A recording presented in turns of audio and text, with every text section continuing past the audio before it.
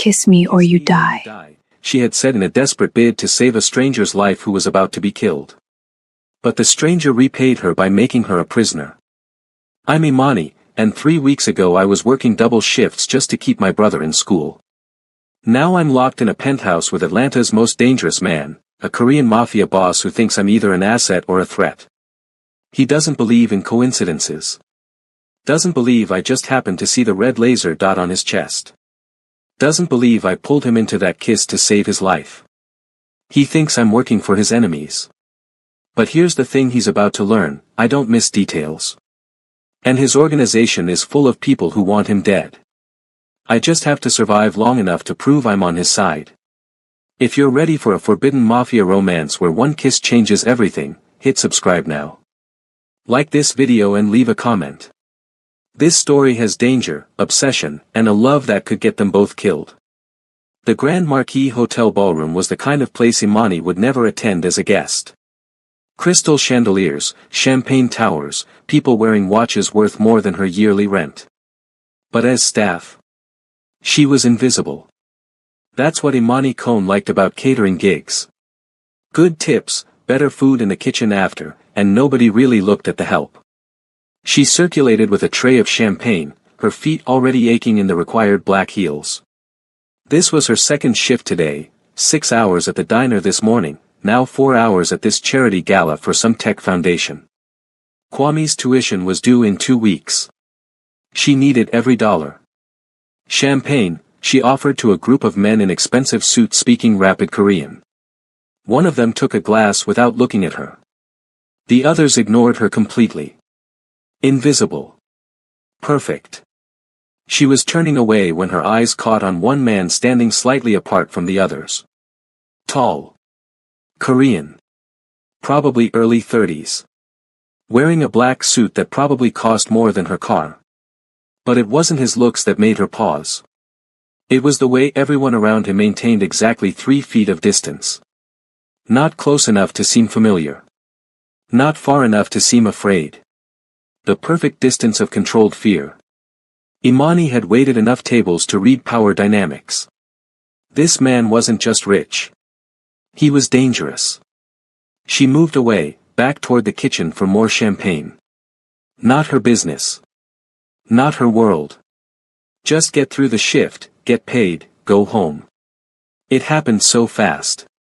Imani was weaving through the crowd when she saw it, a tiny red, barely visible, dancing across the expensive suits. She'd seen laser pointers before. Kids playing. Presentation meetings. But this one moved differently. Searching. Hunting. The dot slid across a woman's shoulder, skipped over a man's back, and settled, steady and small, right over the heart of the tall Korean man from earlier. Time slowed. The man, Tae-hyun, she'd heard someone call him, was mid-conversation, completely unaware. But the man beside him, built like a tank and clearly security, had gone perfectly still. Too still. Like he was waiting for something. The red dot didn't waver. Imani's body moved before her brain caught up. She dropped her tray, champagne glasses shattering on marble, and crossed the space in 4 quick steps.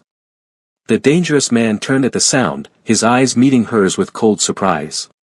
Imani grabbed his silk tie and yanked him down, crushing her mouth against his in a hard, graceless kiss. His body went rigid with shock.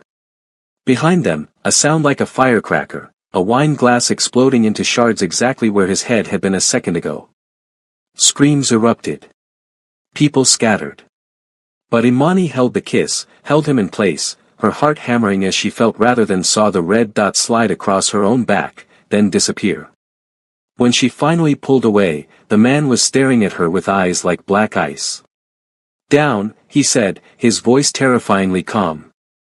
Now. He pushed her to the floor as his security swarmed, creating a human shield. Around them was chaos, people running, security shouting, hotel staff trying to control the panic.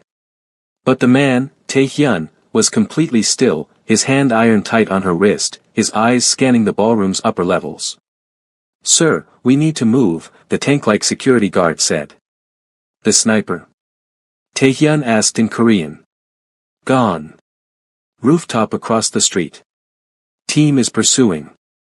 Taehyun's eyes dropped to Imani, still pinned beneath him on the floor. Who are you? He asked in perfect English. Imani. I work for the catering company. I saw the laser sight, I saw him, she pointed at the security guard, freeze like he was expecting it, and You just kissed me. I blocked the shot, Imani corrected, her fear giving way to indignation. You're welcome, by the way. Something flickered in his expression. Not gratitude. Calculation. Soo-jin, he said to the security guard without breaking eye contact with Imani. Take her. What? No, I need to, my shift. Your shift is over, Taehyun said, standing and pulling her up with him in one smooth motion. You're coming with me. I don't even know you. Then let me introduce myself. His smile was cold and sharp as a blade. Young Taehyun. And you just saved my life or tried to kill me. Either way, you're not going anywhere until I know which. They put her in a black SUV with tinted windows. Soo-jin, the security guard who'd frozen, sat beside her, silent and massive. Imani's phone buzzed. Diana, her coworker, where did you go? The manager is pissed. She started to type a response. No, Soo-jin said, taking her phone. No communication. You can't just take my phone. I have a brother, I need to tell him I'm okay. He'll be informed you're safe. By who? You people. He's 16, he'll freak out. Soo-jin ignored her. The SUV drove for 20 minutes, finally pulling into an underground garage of a sleek high-rise in Buckhead, Atlanta's wealthiest district. They took her up a private elevator that required a key card and fingerprint. The penthouse was exactly what she'd expected, floor-to-ceiling windows overlooking the city, minimalist furniture, everything in blacks and grays and whites. Expensive art on the walls. A gilded cage. Taehyun was already there, jacket off, tie loosened, speaking rapid Korean into his phone. When he saw her, he ended the call. Sit, he said, gesturing to a chair. I'd rather stand. That wasn't a request. Imani's jaw clenched, but she sat. Show no fear. She'd learned that working restaurants, men like this respected strength, not submission. Taehyun studied her like she was a puzzle to solve. Tell me exactly what you saw. I saw a red laser dot on your chest. I saw your security guard freeze instead of react. I saw you about to die, so I blocked the line of sight. And you just happened to recognize a sniper's laser sight? I've seen enough cop shows. How did you know Soo-jin was compromised? I didn't. But when someone sees a threat and doesn't move, either they're incompetent or complicit. Taehyun's eyes narrowed. Then he looked at Soo-jin. Well. The massive man's face remained impassive. My daughter. They have my daughter. They said if I moved, if I warned you, they'd kill her. Silence filled the room. Where is she? Taehyun asked, his voice dangerously soft. I don't know. They took her from school 3 days ago. I've been waiting for instructions. Soo-jin's voice cracked. I'm sorry, sir. I had no choice. Taehyun was quiet for a long moment. Then, find her. Use every resource we have. Get her back. Sir. I don't kill men for protecting their children. But your service to me is over. He turned away. Get out. Soo-jin bowed deeply and left, his shoulders shaking. Imani stared at Taehyun. You're just letting him go. I'm having him followed. He'll lead me to whoever took his daughter. And when I find them, his smile was terrifying. They'll wish they'd killed me tonight. He poured himself whiskey, didn't offer her any. What about me? Imani asked. I saved your life. Can I go home now? No. Excuse me. Taehyun sat across from her.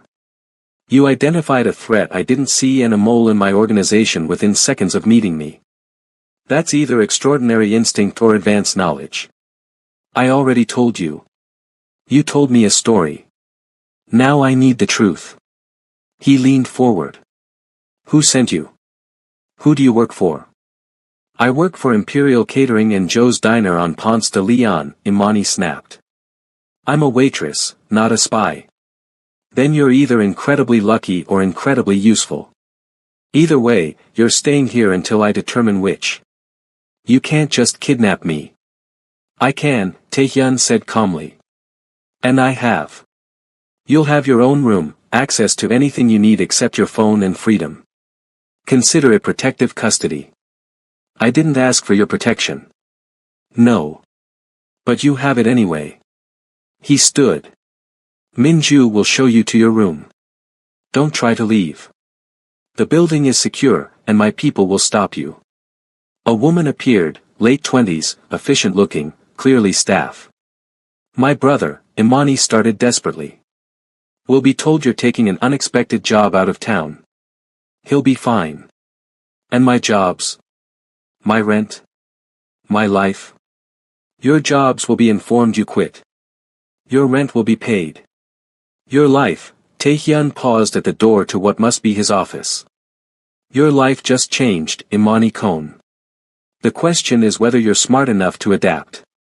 He disappeared into the office, leaving her standing in the pristine living room, her whole world upended by one kiss. Day 1. Imani didn't sleep. The bedroom they'd given her was bigger than her entire apartment. King-size bed, attached bathroom with a tub that could fit 3 people, a closet that had been stocked with clothes in exactly her size. That last part was the most disturbing. How did they know her size? She tried the door. Unlocked. That was something. But when she stepped into the hallway, a man in a suit immediately appeared. Ma'am. Can I help you? I'm leaving. I'm afraid that's not possible. You can't keep me here. Mr. Young has asked that you remain for your safety. Please, let me know if you need anything else. Imani went back to her room and tried the windows. 42nd floor. Even if she could break the glass, there was nowhere to go. She was a prisoner. The next morning, Minju brought her breakfast on a tray. Real food, not hotel leftovers or diner scraps.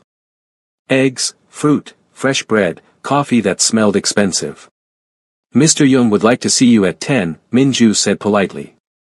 And if I say no? Then I'll return at 10 to escort you anyway. A small smile. He's not used to being told no. Then it'll be good for him, Imani muttered. At exactly 10, Minju returned. Imani had dressed in the clothes provided, designer jeans that fit perfectly, a simple black top, and hated how good they felt. Taehyun was in his office, behind a massive desk, reviewing documents. He didn't look up when she entered. Sit. I'm tired of you ordering me around. He finally looked at her. And I'm tired of people trying to kill me.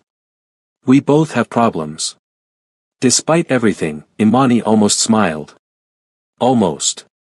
She sat. I've reviewed the security footage from last night, Taehyun said, turning his laptop to show her. You looked at the ceiling twice before you saw the laser sight. Why? Imani watched herself on the screen, weaving through the crowd, glancing up, then up again before her head snapped toward him. I heard something. A sound that didn't match. What kind of sound? I don't know. A click? A shift? Something that didn't belong in a ballroom. She frowned. I didn't even think about it consciously. I noticed things. What kind of things? Everything. Who's angry before they yell? Who's about to leave before they ask for the check? Who's going to be a problem? She shrugged. When you work for tips and you're a black woman in white spaces, you learn to read a room or you don't survive. Taehyun studied her with those unnerving eyes. You have exceptional situational awareness. I have rent to pay and a brother to feed. It's the same thing. No, he said. It's not. He closed the laptop. Here's your situation, Imani. Someone tried to kill me last night using an inside man. That means my organization has been infiltrated at a high level. Until I root out every mole, everyone is suspect, including you. I'm not. I know. If you were working for my enemies, you would have let me die. But that doesn't mean you're not useful to them in other ways. He stood, walked to the windows. You identified Sujin's compromise in seconds. What else can you see? I don't understand what you're asking. I'm asking if you can do it again. Spot threats. Identify anomalies. See what others miss. Imani's heart raced. You want me to spy for you? I want you to observe. To tell me what doesn't fit. He turned to face her. In exchange, I'll pay you more than you've made in a year. Your brother will want for nothing. Your life will be comfortable. But I'll be your prisoner. You'll be under my protection, he corrected. There's a difference. Not to me. Taehyun moved closer, and Imani forced herself not to lean back. Someone tried to kill me last night, Imani. They will try again. And now that you've been seen with me, now that you saved me, you're a target too. Ice slid down her spine. What? My enemies will want to know who you are. What you saw. Whether you're important to me. His voice was matter-of-fact, like he was discussing the weather. The safest place for you is here, where I can control the variables. You're saying I'm stuck here whether I help you or not. I'm saying you have a choice, stay here as a protected prisoner, or stay here as a valued consultant. Either way, you stay. Imani wanted to scream. To throw something. To run. But she'd learned a long time ago that surviving meant adapting. How long, she asked. Until the threat is eliminated. And if that takes months? Years? Then you'll be very well compensated. He returned to his desk. Think about it. You have until tonight to decide. That afternoon, they finally let her call Kwame. Mani. Her brother's voice was relieved. Where are you? Diana said you had some emergency job. Imani's throat tightened. Yeah. Last-minute event coordination thing. Out of town for a bit. I'm sorry I didn't call sooner, they had me running. Are you okay? You sound weird. I'm fine. Just tired. Hey, check your account, I sent money for this month and next. She hadn't, but she knew Taehyun was listening. If he wanted her cooperation, he could damn well follow through. Seriously? Mani, that's a lot. Are you sure you're okay? I'm sure. Focus on school. I'll be back soon. After she hung up, Minju handed her a tablet showing a bank transfer. Twice Kwame's tuition, plus rent for 3 months, had been deposited in her account. Mr. Young honors his commitments, Minju said quietly. Imani stared at the numbers. More money than she'd made in 6 months of double shifts. She was being bought. And the worst part? She couldn't afford to say no. That night, Imani found Taehyun in the living room, working on a laptop. I'll do it, she said without preamble. But I have conditions. He closed the laptop. I'm listening. First, I call Kwame twice a week. No restrictions. Agreed, with supervision. Second, you pay me like an actual employee. Contract, terms, everything legal. Done. Third, if I help you find your moles, you let me go. Back to my life. Taehyun was quiet for a moment. If you help me eliminate the threat, I'll consider releasing you from protection. I won't promise more than that. It wasn't what she wanted. But it was something. And fourth, Imani added, you stop treating me like I'm either stupid or suspicious. I saved your life. Start acting like it. The corner of his mouth lifted, almost a smile. Anything else? Yeah. Stop looking at me like I'm a puzzle you're trying to solve. That, Taehyun said, I can't promise. Because you are a puzzle, Imani Kohn. And I always solve my puzzles. 3 days into her captivity/employment, Taehyun brought Imani her first real assignment.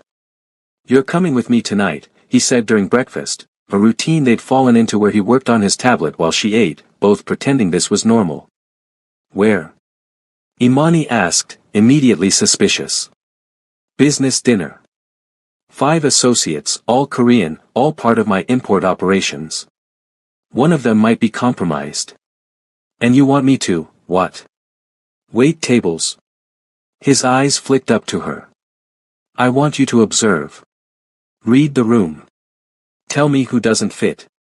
I'm not a human lie detector." "No. You're better. You see what people reveal before they know they're revealing it." He set down his tablet. "This is your chance to prove your value isn't just coincidence." Imani's stomach churned. "And if I can't? Then we'll know the kiss was luck, and you're just another liability I need to manage." The challenge in his voice sparked something in her. "Fine. But I'm not pretending to be your girlfriend or some decoration on your arm. You'll be my new security consultant. Recent hire. They'll accept it. Will they accept that I'm black?" Taehyun's expression didn't change. "Anyone who has a problem with what you are has a problem with me. And people don't have problems with me twice." It should have sounded arrogant. Instead, it sounded like a promise. The restaurant was exclusive, the kind with no sign, just a red door and a host who checked a list. Taehyun's hand rested on the small of Imani's back as they entered, proprietary and warm. She'd been dressed by Minju in a tailored black pantsuit that screamed expensive, her braids swept into an elegant updo. She looked professional. Polished. Nothing like the waitress who'd worked this same kind of room a week ago. The difference was perspective. Then, she'd been invisible. Now, walking in with Taehyun, every eye tracked her. "Relax," he murmured near her ear. "You belong here. I'm pretending to be a security consultant for a crime boss. I definitely don't belong here." "Then pretend better." 5 men stood as they approached the private room. All Korean, ranging from 40s to 60s, expensive suits, calculating eyes. These were not corporate executives. These were predators in tailored wool. Taehyun made introductions in Korean, then switched to English. "Gentlemen, this is Ms. Kohn, my new security consultant. She'll be observing tonight." A woman, one of them, Mr. Park, said with barely concealed disdain. "Insecurity?" "Yes," Imani said before Taehyun could respond. "Turns out criminals assume women are decorative. Makes my job easier." Silence. Then one of the men, Mr. Choi, silver-haired and sharp-eyed, laughed. "I like her. She has spine." They sat. Imani took a position slightly behind and to the left of Taehyun, the way security would. Close enough to observe, far enough to seem deferential. And she watched. The dinner proceeded in a mix of Korean and English. Business talk, shipping schedules, port access, merchandise that Imani knew wasn't entirely legal. She'd been briefed by Taehyun, these 5 men controlled different nodes of his East Coast network. Trusted associates. Or they were supposed to be. Imani didn't focus on the words. She focused on everything else. Mr. Park, aggressive, dismissive, constantly checking his phone under the table. But his tells were obvious, a man used to being important who resented taking orders.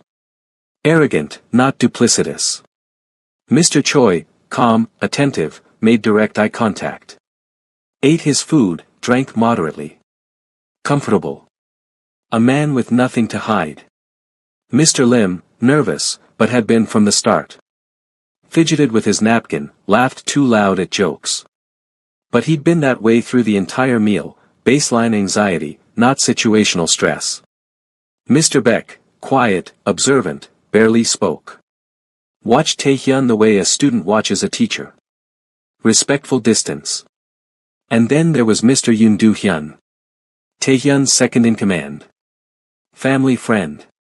The man who'd been at Taehyun's side since they were teenagers. He smiled at all the right moments. Agreed with Taehyun's decisions. Poured drinks. Played the perfect loyal lieutenant. But his eyes. They moved differently when he thought no one was watching. Always tracking exits. Calculating distances.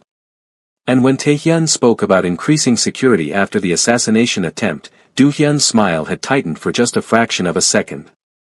Not concern. Frustration. Imani's heart rate picked up. She forced herself to keep watching, not to react. Doohyun excused himself to take a call 20 minutes into dinner. He was gone for exactly 4 minutes.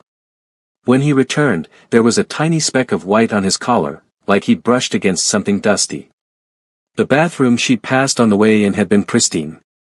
No construction, no dust. He'd gone somewhere else.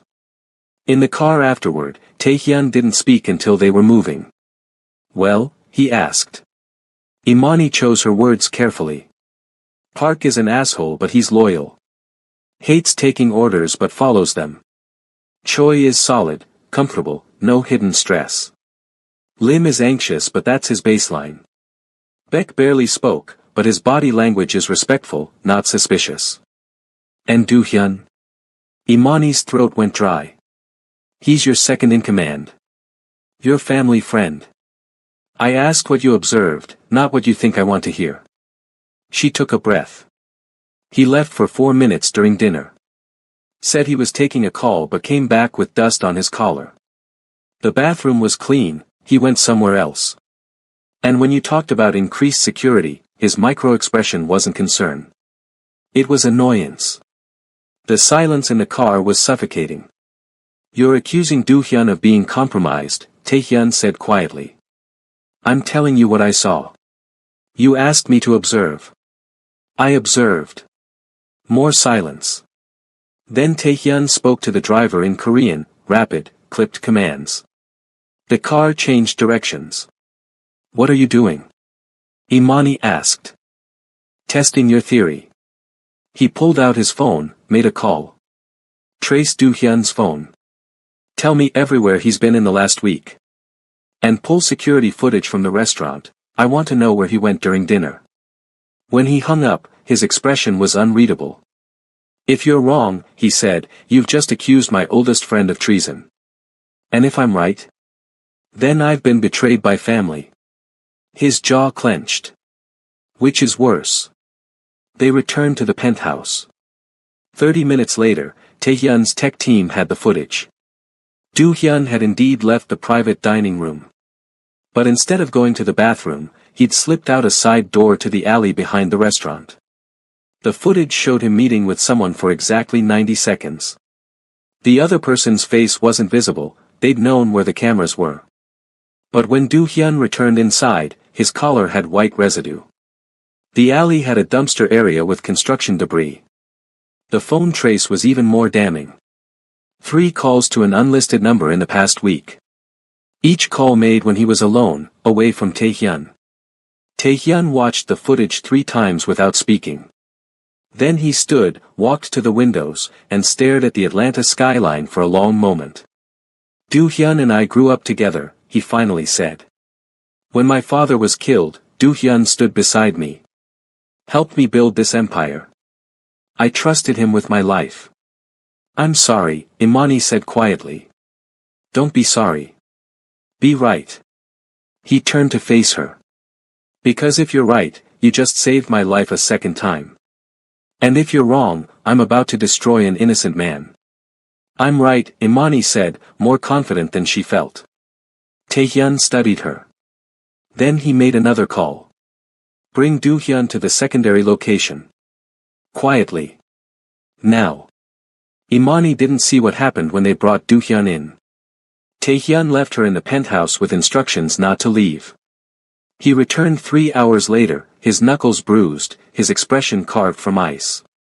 "You were right," he said. "He's been feeding information to the Nakamura organization for 6 months. They have leverage, gambling debts he hid from me. The assassination attempt was meant to look like the Nakamuras while actually being ordered by them.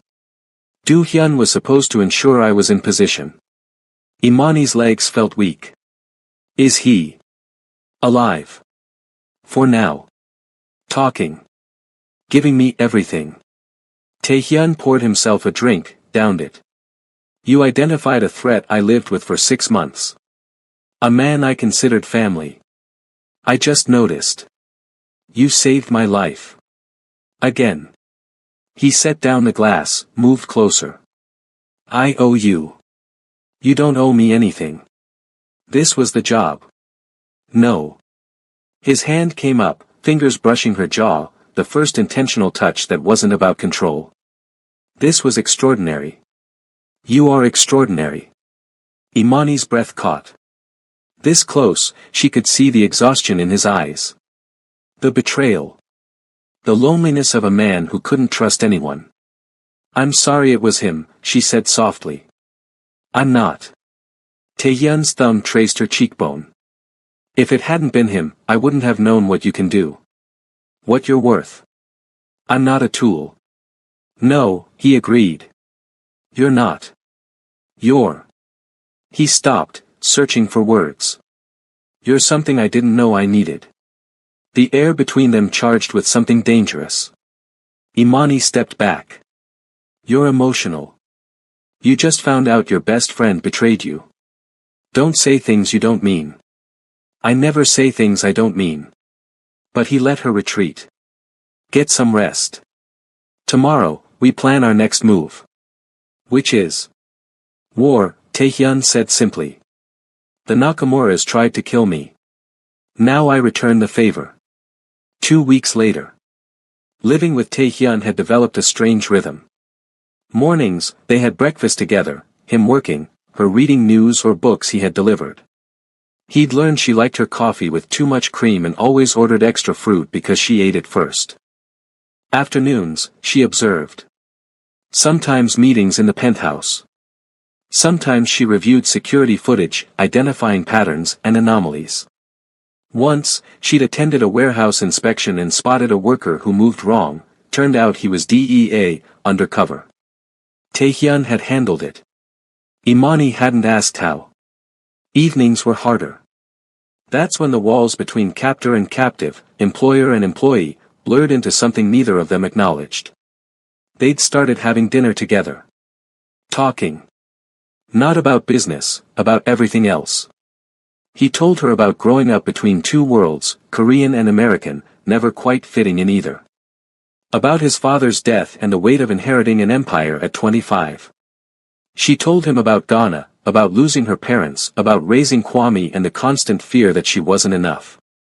You're more than enough, Taehyun had said one night, his eyes intense. You're the strongest person I've met. You run a criminal empire. You've probably met a lot of strong people. Strong in violence, yes. Strong in survival like you. He shook his head. That's rare. The compliment had settled in her chest, warm and unwanted. Because Imani was starting to feel things she absolutely should not feel for the man holding her captive. It happened on a Wednesday. Imani was reviewing footage in Taehyun's office while he was on a call in the next room.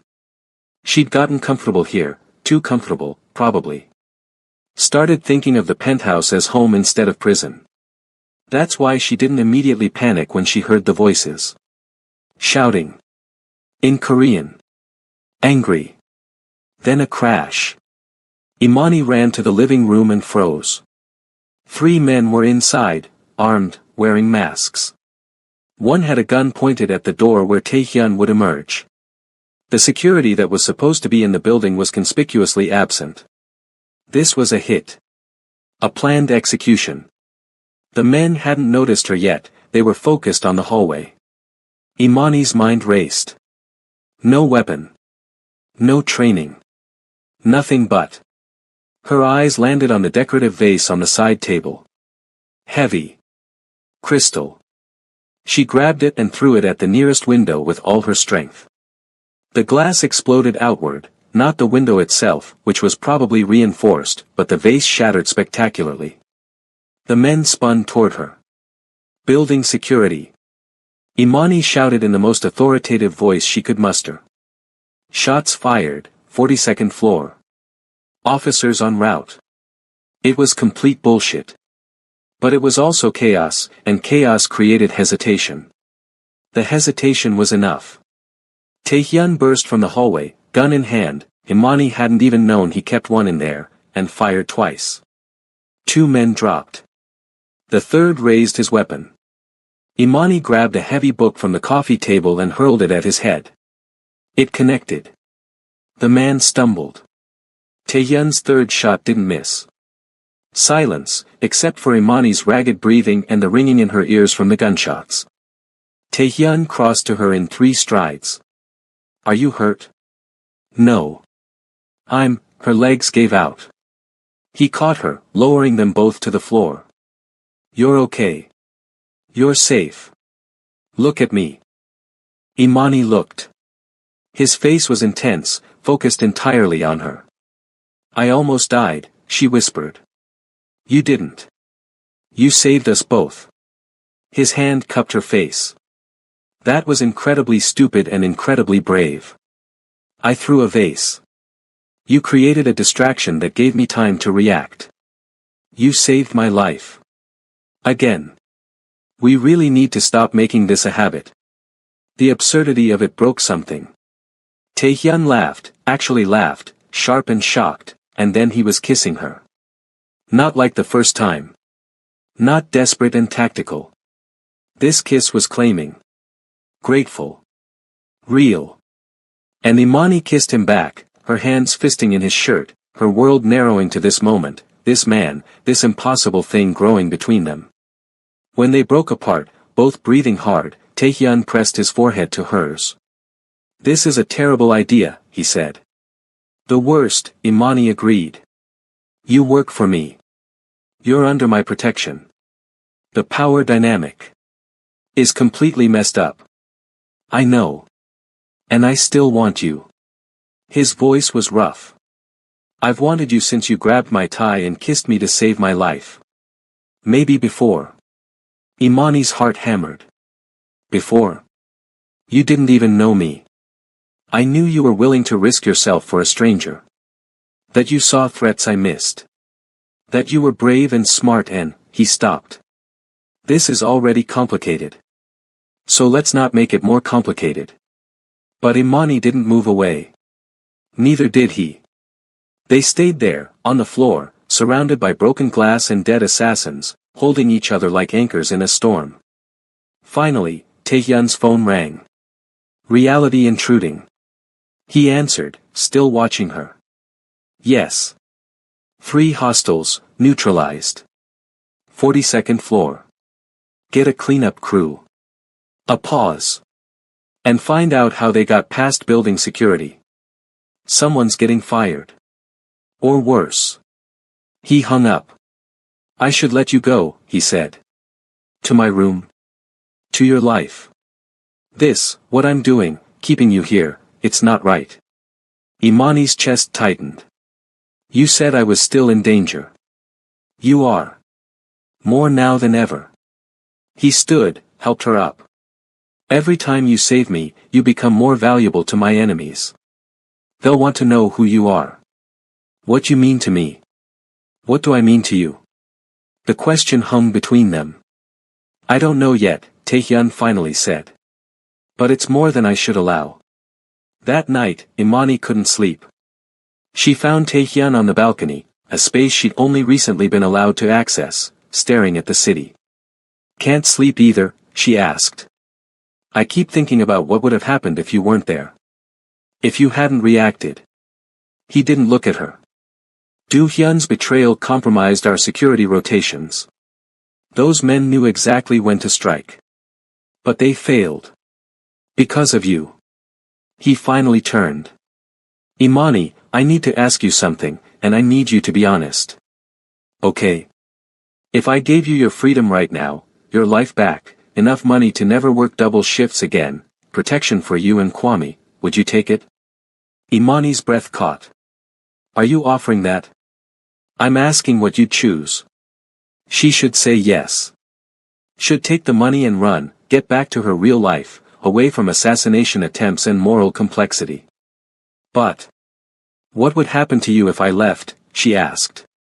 I'd survive. I always do. That's not what I asked. Taehyun moved closer. I'd lose the one person who sees threats before they materialize. Who's saved my life 3 times in 3 weeks. Who makes me feel less alone in this world I've built. So you want me to stay because I'm useful. I want you to stay because, he stopped, jaw clenching. Because when I think about you leaving, about never seeing you again, it feels like losing something vital. And I don't know when that happened. When you stopped being a liability and became. Became what? Someone I can't let go, he finished quietly. Imani's heart raced. That's not healthy. Nothing about my life is healthy. But you make it feel like it could be. Taehyun. I'm not asking you to love me. I'm not even asking you to stay forever. His hand came up, tucking a braid behind her ear. I'm just asking, if you had the choice, if it was truly your decision with no coercion, would you stay? Imani knew what she should say. The smart answer. The safe answer. But since when had her life been smart or safe? I'd stay, she whispered. Not because I have to. Because I want to. His eyes closed. You shouldn't. Probably not. But I'm tired of doing what I should. She stepped closer. I spent my whole life being responsible, being safe, being the person everyone needed me to be. And then I kissed you, and everything changed. I changed. Into what? Into someone brave enough to choose what I want instead of what makes sense. She met his eyes. I want to stay. With you. Despite the danger and the complications and the fact that this is absolutely insane. It is insane, Taehyun agreed. Then he kissed her again, deeper this time, his